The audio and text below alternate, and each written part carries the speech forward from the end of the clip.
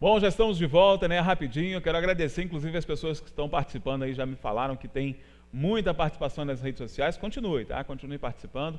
Você também tem parte importante aqui durante as entrevistas. E o nosso segundo assunto escolhido pela dupla aqui, neste nosso segundo momento, nosso segundo bloco, é trabalho e renda, né? Geração de trabalho e renda. Talvez um dos principais problemas da cidade de Teresópolis hoje, né? Vamos começar com o vice de novo? Vamos, né, Valdir? Vamos lá. Bom, trabalho e renda é um grande desafio para a cidade de Teresópolis, né? E talvez seja uma das principais bandeiras, né, do partido. Anderson, eu vou falar uma coisa para você que todo mundo já sabe, e você também certamente já sabe. Comer e pagar o próprio aluguel e pagar a conta de luz e água é o maior desafio da vida da gente. É um maior desafio. Ninguém pode ficar sem isso. Poxa, eu lembro quantas vezes, cara, minha mãe desempregada, dando aquele jeitinho de procurar revista Tupperware, revista Natura, fazer unha de não sei quem. Complementar a renda, né? Ou para completar a renda em alguns momentos para ter a única renda ali. Vender Avon, essas marcas de revista. Nossa, várias vezes a minha mãe fez isso. E o meu pai também, várias vezes ele estava fazendo bico, ralando para ter alguma renda. O que a gente descobre? Em situações de crise, as pessoas inventam trabalho. As pessoas estão trabalhando o tempo inteiro. O nosso partido, por exemplo, você vai ver que tem vários voluntários trabalhando com a gente, panfletando, com a bandeirinha, mas eles fazem isso nos intervalos do trabalho, porque está todo mundo trabalhando. A gente tem uma experiência de escola de ensino médio, os adolescentes estão chegando no final da formação do ensino médio, pensando já no trabalho. E tem vários jovens que passaram por nós, ou que vão embora de Teresópolis, aí o telespectador aí deve ter notícia disso, deve ter filho, sobrinho, neto que faz isso, que vai embora de Teresópolis procurando estudar e procurando trabalho, ou que fica aqui desempregado. Teresópolis vive uma crise imensa de pessoas desocupadas, especialmente jovens.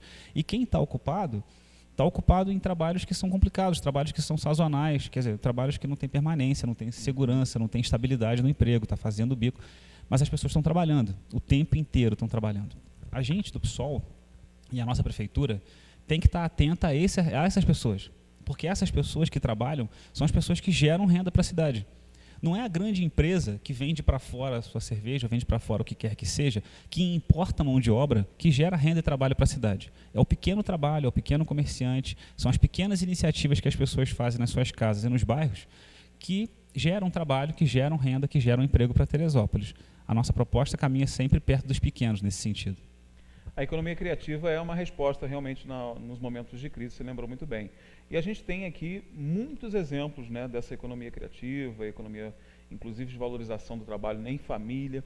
Vocês pensam alguma coisa nesse sentido, nesses empreendedores que estão surgindo e que querem, na verdade, apenas apoio, né? Ninguém quer que pegue no colo e te ajude, né? Quer apoio, né? Não atrapalhar já ajuda, né? Então, Anderson, o que acontece nas atuais administrações, nas últimas administrações da Prefeitura de Teresópolis, que a gente vê, é que a Prefeitura atrapalha. Em vez de ajudar, que é a função, né, da Prefeitura, que ela deveria ajudar e dar suporte, ela atrapalha.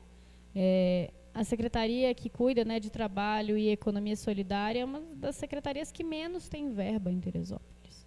Então, assim, isso aí é um sinal, um indício da pouca atenção que a Prefeitura dá, e a Prefeitura ainda atrapalha, além de tudo. Quando meus pais se mudaram de Teresópolis para Mato Grosso do Sul, foi por falta de trabalho também, né? A gente precisa olhar para os pequenos, para as pequenas iniciativas, porque elas movimentam a cidade. Se a gente for ver, todo mundo está dando um jeito de sobreviver a partir do próprio trabalho, né? E Teresópolis, assim, se a gente for observar, ela tem um vazio, um vácuo entre... Tem pessoas que trabalham no Rio e voltam e ganham bastante, né, ganham aí um tanto de mais de 10 salários mínimos, tem essa renda aí, mas Teresópolis tem muita, e essa é, enfim, 95% da população, que está se virando com pouca renda. A média salarial de Teresópolis, se você tirar esse setor que está ali entre Rio e Terê, varia entre meio e 1,5 salário mínimo. É um trabalho que ele existe, não é formalizado, não é reconhecido pela prefeitura, então ele não tem apoio, incentivo, não ganha estrutura. E aí, quando acontece, a pessoa ainda recebe pouco. No campo, na área rural, isso aí é crucial. Assim. A gente precisa qualificar o trabalho no campo, garantir para as pessoas, né, o acesso à terra. Muitas vezes elas estão trabalhando numa terra que não é delas, e aí com isso, trabalhando em regime precário, perigoso. Então a gente pensa que fazer associações, a prefeitura tem que ajudar a população a se juntar. Em geral, a prefeitura atua para que a população se separe, para que você seja inimigo do seu vizinho, concorrente, e a gente entende que a gente vai conseguir crescer, ainda mais a gente que está aqui entre os pequenos, a gente consegue crescer quando a gente se junta, quando a gente se organiza. Nesse sentido, a prefeitura tem que possibilitar, né, a criação e a manutenção das cooperativas de verdade, né? Não das que tem alguém que tem mais poder e acaba transformando a cooperativa numa empresa. A cooperativa tem que existir com saúde e funcionar com arejada. Assim, né? Nesse sentido, pensar microcrédito para as cooperativas, microcrédito, né, pequeno crédito para os pequenos e médios empreendedores. E isso aí, essa formalização do pequeno e do médio, ela é fundamental para a prefeitura, para garantir arrecadação. Teresópolis arrecadou em 2016, eu estou falando dos dados da arrecadação, que são de 2016, porque é a última conta prestada pela prefeitura, que está no site da prefeitura. Verdade. Mas ali 1/5 da arrecadação de imposto sobre serviço da prevista foi a que a prefeitura conseguiu arrecadar. Por quê? Porque esses trabalhos, inclusive os trabalhos autônomos em Teresópolis, não estão formalizados. A prefeitura não reconhece esses trabalhos. E aí, o que acontece quando a prefeitura não reconhece? Primeiro, ela não arrecada nada sobre isso. É como se o trabalho não existisse. Em segundo lugar, ela não deixa que a população regularizada consiga acessar crédito, que a população consiga acessar projeto na prefeitura, propor projeto na prefeitura. Então, na verdade, o que acontece é a exploração, é o que a gente entende, assim, né, que tem uma exploração porque a prefeitura não oferece em troca o que ela deveria oferecer. No campo, por exemplo, o diretor da escola estava comentando comigo, né, que as escolas elas têm que comprar a merenda do pequeno agricultor, do produtor, da agricultura familiar. E o grande problema disso é que a maioria das famílias não está cadastrada. Porque a terra não está regularizada. Então, muita gente em Teresópolis não tem sua propriedade, que é sua, que mora há muito tempo, que devia estar regularizada e não está. Né? Nesse sentido, a gente precisa pensar um plano diretor para a cidade. O plano diretor que existe é de 2006, já tem 12 anos, não é revisto. Né? Qual foi a participação da população na elaboração do plano diretor e qual é o plano diretor que a gente tem que fazer para uma cidade que enfrenta uma crise, que é uma crise federal, estadual e municipal. Né? A gente tem que pensar um novo plano diretor para poder garantir o cadastramento dos pequenos e dos médios, cadastramento de quem não está cadastrado, e uma justiça distributiva maior. Né? Como é que a gente consegue pensar a cidade sem que a prefeitura priorize nessa lógica da grande empresa, do grande evento? O grande evento e a grande empresa não dão tanto emprego quanto os pequenos, quanto as pessoas descobrem, né, a saída a saída por si só. Nesse sentido, a gente pensa que a prefeitura, para ter saúde nas contas, para poder atender a população, a gente pensa que a gente também precisa olhar para a arrecadação da prefeitura. E aí a arrecadação precisa ser feita de uma maneira justa. Tem muita grande empresa, que na verdade são poucas, né? Mas as empresas que têm monopólio, que são grandes empresas, bem grandes, têm isenção da prefeitura. Se a empresa já é grande, ela não precisa de tanto apoio, a gente precisa dar apoio para quem precisa. Então, rever isso e pensar o IPTU progressivo é uma coisa que a gente tem defendido, que é um jeito de garantir habitação em Teresópolis, né? Porque a gente tem um problema aqui sério.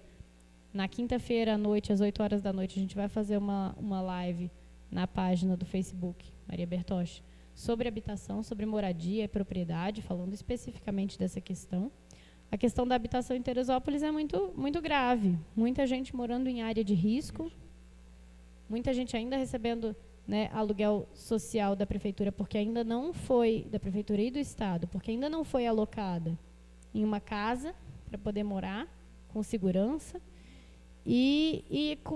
Além disso, junto a isso, a gente tem bairros em Teresópolis que são praticamente fantasmas, onde as pessoas não moram, onde tem muitos donos que, na verdade, mantêm os seus imóveis para especulação imobiliária.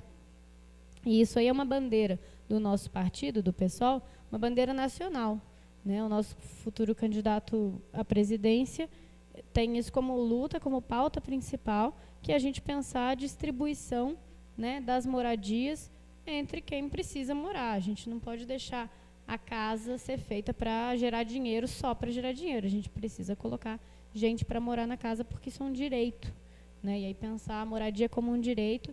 O IPTU progressivo, só para explicar rapidinho como ele funciona, é que os imóveis que estão sem uso tem que pagar mais IPTU. E aí a gente vai aumentando o IPTU para que a pessoa dê um uso para o seu imóvel. Sim. Alugue, more, venda, faça com que o imóvel seja usado. Isso aí, além de aumentar a arrecadação da prefeitura, mantém os imóveis ocupados. Isso traz segurança para os bairros, isso traz segurança porque as pessoas têm onde morar, isso abaixa o preço dos aluguéis. Então, não ter imóvel para especulação é de fundamental importância para garantir a saúde da cidade. Queria só fazer um adendo aqui, uma questão que vocês falaram, que é do trabalho no nosso interior, né, no campo. A gente viveu algum tempo atrás, algumas décadas, um problema muito sério, que era o jovem saindo, né? Ou seja, aquela força de trabalho renovada que nós deveríamos ter no campo, afinal de contas é uma das maiores atividades econômicas que o município conta hoje, né, que é com a força do campo. Os jovens estão desistindo, estão indo buscar outras formações, estão saindo da cidade, e esses antigos proprietários estão vivendo esse problema, né, da falta de mão de obra. Vocês acham que essa mão de obra jovem que está sendo perdida precisa ser recapitaneada aí pela prefeitura? A prefeitura pode fazer alguma coisa nesse sentido? Olha, Anderson, claro que sim, claro que pode. Vou te colocar um exemplo que é feito pelo Estado, mas é claro com parceria com o município, que é o CIA, o colégio em Venda Nova, que tem um técnico agrícola. Um colégio técnico, não um curso profissionalizante, como é o CVT aqui ligado à FAETEC. Uma escola técnica com ensino médio e técnico concomitante, ou seja, ao mesmo tempo, favorece muito a formação cidadã, que, por consequência, qualifica a mão de obra. O objetivo da escola não é formar mão de obra. O objetivo da escola é formar cidadão. Cidadão que trabalha. Cidadão que trabalha bem e que, por isso, vai ser bem remunerado. Então, a prefeitura pode pensar um programa de escola técnica e de ensino técnico. A prefeitura pode pensar, sim, numa universidade pública como a UERJ e em sua ampliação, para qualificar a mão de obra, qualificando o seu cidadão. Nesse sentido, a gente qualifica o nosso trabalho e, é claro, que aumenta a distribuição de renda no município.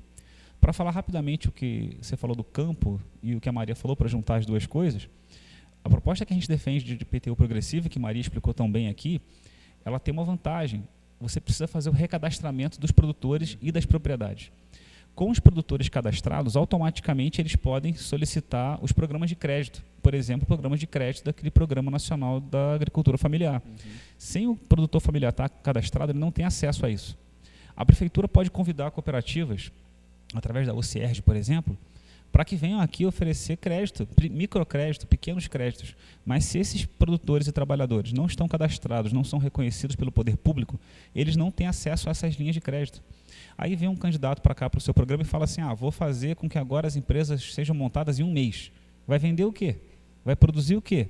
Vai montar como, se essas pessoas não são filhos de pai rico e tem que pegar empréstimo no banco para montar esse negócio? Com que taxa de juros vão ser esses empréstimos? Então, microcrédito, com pequenas taxas de juro, aí sim favorece o trabalho dos pequenos e favorece a distribuição de renda em Teresópolis. Perfeito. Quer acrescentar alguma coisa, Maria? Acho que pensar a arrecadação dessa maneira mais justa é o centro do nosso programa, porque o centro do nosso programa está na distribuição, né? A gente, como um partido socialista e libertário, está pensando como é que a gente consegue construir aquele mundo que a gente quer. E a gente sabe que é com as pessoas. A gente constrói as coisas com as pessoas. Mesmo as empresas são feitas por pessoas, né? E de pessoas. E aí, quanto mais gente acreditando e construindo esse mundo junto, dialogando, e aí por isso que eu comentei a princípio, né, sobre o diálogo. O diálogo é um instrumento da política. A gente tem que conseguir dialogar com o diferente, e a gente vê hoje, Anderson, que o diálogo não acontece porque o poder econômico impede que o diálogo aconteça. Se a gente for ver, o único lugar em que a gente tem distribuição justa do tempo, uma condição igualitária de disputar com os outros candidatos, são as entrevistas que a gente dá na TV. O resto, os outros partidos têm, por meios, às vezes, esquisitos. Muito dinheiro, conseguem aparecer por aí, mas as propostas qualificadas, o tempo de explicar as coisas, o tempo de conversar com a população, de dialogar, no diálogo, tanto com você quanto com a população, no dia a dia que a gente está na rua, quando a gente dialoga, a gente vê que ali é o lugar em que a gente tem de igualdade, de justiça e de democracia. Verdade. Então, pensar esse diálogo e a política como diálogo é importante, e pensar em distribuir o diálogo. Se a gente for pensar, quem não tem dinheiro não tem como falar. Quem tem dinheiro fala muito mais, alcança muito mais gente. E quem não tem? A gente precisa distribuir isso na prefeitura também, dar condição para que todo mundo participe da vida pública, né? Porque senão a gente fica à mercê dos interesses dos grandes, dos muito grandes, de quem tem muito dinheiro. Bom, gente, a gente finalizou mais um bloco, né? E como esperado, né? Claro, 2 professores, vamos falar no próximo bloco de educação. Evidentemente, será o nosso tema. Sempre lembrando que nesse último bloco nós teremos, além dos 15 minutos, né, que são dados para cada um desses temas, mais 3 minutos para considerações gerais dos candidatos, e aí o tema fica livre, né? Eles podem falar do que quiser, tá bom? Você continua participando, continua ligado comigo aqui, sempre lembrando também que todas as nossas entrevistas ficam registradas lá no nosso canal do YouTube. Então, você pode rever a hora que você quiser, né? Pode fazer o seu dever de casa, anotando as propostas, né? Criando as suas dúvidas, e quando encontrar com eles nas ruas, faça a sua pergunta, né? Faça, olha, vim lá na entrevista, quero saber um pouco mais sobre isso, ou quero saber como é isso. Faça o seu dever cidadão. Nós vamos para um intervalo comercial rapidinho, daqui a pouco estamos de volta.